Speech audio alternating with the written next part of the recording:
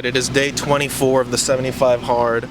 I'm currently on my way to go hit legs. Already took my pre-workout. Only thing I had today was some tea and coffee, so haven't eaten anything. Gallon jug, 3/4 the way full. And yeah, so we're gonna hit legs, 30 minutes of cardio after, and then 10 minutes in the sauna. So now we're back on schedule. I feel way better, and we're gonna do, today's more of a quad focused day. It's gonna be squats, quad extensions, lunges with some superset of goblet squats, and what else, and then calf raises. That's pretty much it. And yeah, I gotta figure out how I'm gonna film it, because it looks like I lost the little handle for my tripod to make it extend. And in the next week, I don't think I'm going to be using the big camera anymore. I'm only going to be using the big camera when I start training, like when I train alone. But for the most part, it's going to be a smaller camera, and it's not going to be stationary. It's going to be more movement filming. And yeah, so that's what's going to be happening in the future, in the next couple episodes. But for right now, it's still this stationary camera. And yeah, then I'll do my outdoor workout later in the day. Like I said, like always, in the afternoon. But as of right now, this is what we're doing. And yeah, I'm going to go hit legs. Hopefully you guys enjoy the montage. And yeah, that's pretty much it. See you guys. Oh my god, you can't even see me. See you guys after the workout. I think I tortured myself. I lived a very structured lifestyle. My life was structured where I'd still get up at 6 or 7 in the morning, and I would train whatever twice a day. I'd be in bed at 9 or 10 o'clock, and then the day would start the next day. So I treated it with a solid routine. You know, I followed the diet regimens, like I said. Everything was on point. I never was the most genetically gifted guy on that Olympia stage. I trained my ass off. Like, we trained. There was no distractions. And like I even said, I used to tell Mitsuru, don't talk to me, don't ask me questions, don't get my way. I knew how to diet. I was always on track with everything. I mean, everything was structured. I lived in a fucking box in order to be the best, meaning I had no outside. People would call me with their problems, I'd hang up on them. Like, the phones were off. Don't bother me with negative shit. And I just went at it. I was also stubborn as hell. We're sorry, the number you have dialed is not in service at this time. I was told I couldn't do this, I couldn't do that. I was told I wouldn't be a good pro. I was told I'd never turn pro, never win Olympia, never win it more than once. After I lost it, they said then I'd come back and win it again. So I think a lot of that's a little ego too. I mean, you have to have a little ego to be able to do what I do and be great at it. I won the Mr. Olympia 4 times, and those 4 times, just like the 6 times I got second, it was the same discussion. How can I improve? What areas are better?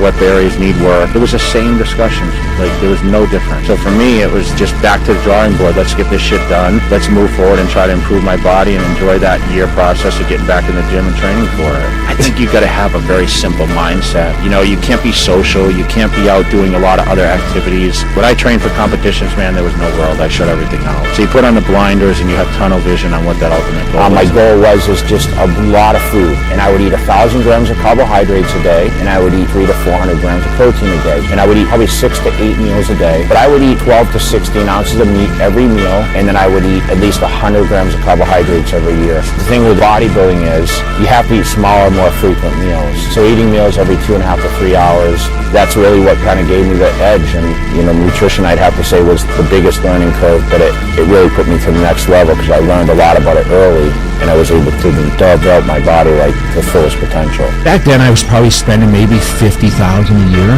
on food. I'd buy a whole cow at a time, buy 150 pounds of chicken at a time. I'd buy 30 dozen eggs, so I'd buy a whole case of eggs. And that would be my whole refrigerator. And that's how dedicated I was. And when I was training, I can probably go on record and say I was probably one of the most, if not the most dedicated person to bodybuilding. My nutrition was always on point. I ate 6 or 7 meals a day. I didn't miss. And I would train consistently. If I didn't feel like going to the gym, I still went. I trained 100%. I ate 100%. I was focused 100%. I mean, I didn't leave my house. I didn't miss meals. I gave up all social aspects of my life in order to chase that title. I was so regimented in what I was doing. I lived like what I call a boxy lifestyle. So my day was eating, sleeping, training. I didn't travel at all when I trained for the competition. So for 4 months, I wouldn't do anything. I would show myself training at 2 in the morning because I knew no one else was doing it. So for me, it was kind of like, wow, Jay Cutler's training in the middle of the night. It just showed the intensity and, you know, my commitment to what I did. And I'd get up and eat a meal at around. All right, workout done. Calories right here. Brutal ass leg day. Like, my fucking legs were shaking the whole fucking time. I know I did RDLs and I wasn't supposed to do that, but I did it because everything, like the gym was super busy, so everything else was taken. So I was like, fuck, I gotta do something in the meantime. So I was like, whatever, I'll just do RDLs. You can see my legs were shaking hella. And then even in the lunges, like I did like 4 reps and then my legs would start fucking shaking. So yeah, the lunges with the superset of the goblet squat, that and the RDLs were so fucking killer. And then the squats are just exhausting. And you know, obviously I'm not going heavy. I'm just going for depth and form and all that shit. Yeah, and then calf raises. I did 30 minutes on the treadmill, absolutely fucking exhausted, and then 10 minutes in the sauna, and I am starving. The gallon jug was from 3/4, now probably 1/4 left of the gallon jug.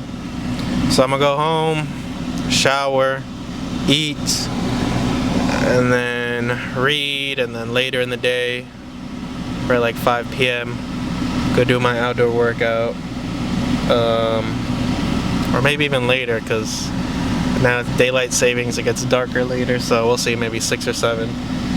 Regardless, yeah, that's today's video. What is it, day 24, 25, I think I said it properly in the video, I just can't think about that shit right now.